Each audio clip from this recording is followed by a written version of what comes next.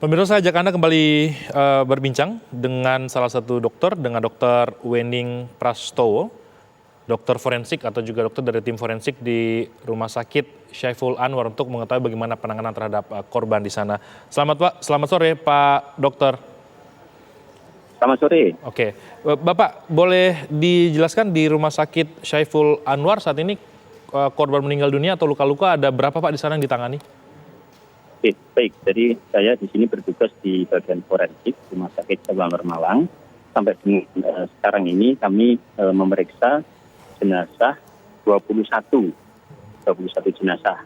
Nah, dan sampai dengan sekarang ini dari 21 jenazah itu sudah sekitar 19 kita serahkan pada keluarga, sudah teridentifikasi. Tinggal ada 2 yang belum, yang satu itu masih menunggu dari ijazah untuk mengetes jarinya, yang satu masih menunggu data-data lain dari keluarga. Jadi tersisa 2. Oke, 19 sudah diidentifikasi Pak. Kalau dari malam, pagi sampai dengan sore ini, apakah ada terus penambahan korban yang masuk ke Rumah Sakit Syaiful Anwar? Ya, masih ada. Terakhir ini tadi barusan masuk dari Batu 1 jenazah, dan masuk lagi dari Rumah Sakit Kanjuruhan 1 jenazah. Karena yang dari Kanjuruhan ini jenazah satunya berada di sini, Anwar. Jadi karena dia kakak beradik, maka yang dari Kanjuruhan dibawa ke sini juga. Oke, mungkin bisa didetailkan Pak berapa penambahan jumlah korban dari awal diterima berapa, kemudian siang tadi ada penambahan berapa, mungkin bisa dijelaskan Pak? Ya, datangnya bertahap. Tadi malam ada 2, kemudian sampai dengan pagi tadi ada tambahan 17, sampai dengan ini tadi yang masuk baru ada sekitar 2. Oke, jadi total 21 Pak ya?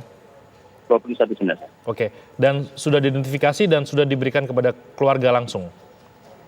Sudah, jadi yang sudah kita berikan pada keluarga sudah teridentifikasi itu sebanyak 19 jenazah.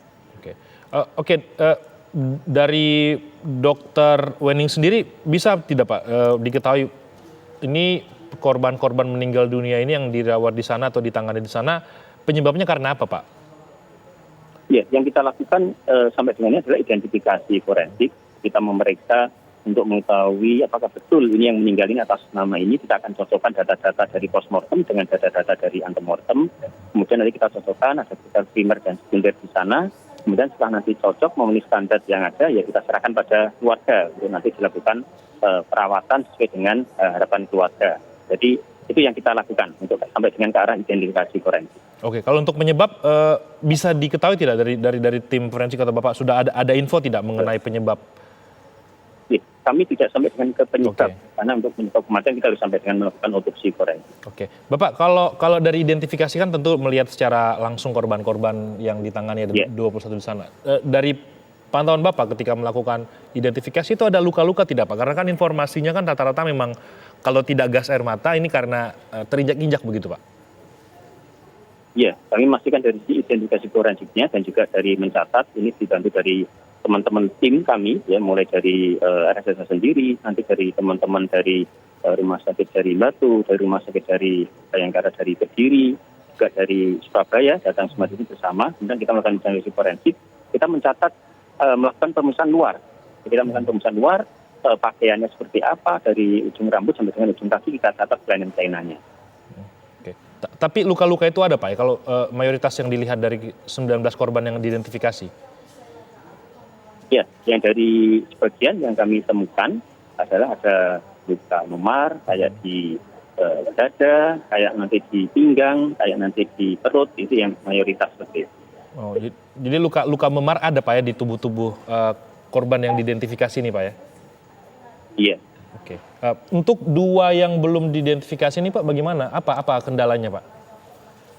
Dari 2 ini, yang satu ini sebenarnya sudah mulai mengarah. Kita hanya tinggal menunggu data dari sidik jari saja, karena ini masih belum datang. Sidik jari nanti kok cocok, maka nanti itu teridentifikasi, karena keluarga sudah ada juga.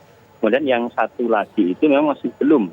Tadi sudah kita lakukan pemeriksaan radiologi juga, tapi ternyata juga belum sesuai dengan kriterianya. Jadi kami masih menunggu dari laporan dari keluarga, karena kemungkinan berarti masih ada laporan dari keluarga yang belum sampai ke kami, mungkin demikian. Oke, sebenarnya kendalanya itu memang dari fisik dari jenazah atau memang tidak ada identitas atau keterangan dari keluarga begitu Pak, atau informasi detail pribadi begitu Pak? Ya, kalau yang kami periksa ini tadi mayoritas dia tidak ada identitasnya. Kemudian kalau dari ciri-ciri fisik sebenarnya dalam kondisi yang masih fresh, masih bagus semuanya, masih bisa kita lakukan pemeriksaan, cuma informasi dari keluarga yang sebagai pembanding, sebagai data antemortem itu tidak seluruhnya lengkap. Kadang ada yang melaporkan itu hanya mengetahui dari ciri-ciri tertentu saja, tidak semuanya. Sehingga itu kalau kita bandingkan dengan data pada korban meninggal postmortem itu masih belum. Itu masih belum sesuai, sehingga memang tidak bisa belum bisa dinyatakan teridentifikasi. Oke. Data apa saja Pak yang sudah diberikan oleh keluarga di posko di sana Pak? Bagaimana? Data apa saja yang kemudian dibutuhkan lagi oleh pihak rumah sakit untuk dapat melakukan identifikasi Pak?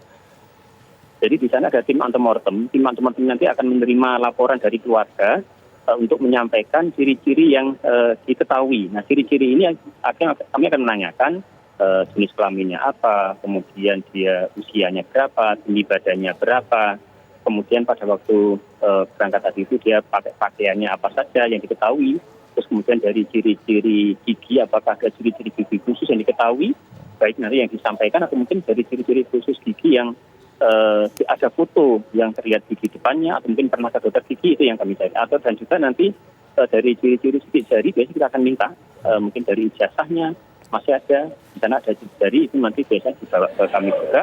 Dan juga nanti dari ciri-ciri data lainnya, masuk pakaian dan sebagainya, ya kita catat semuanya.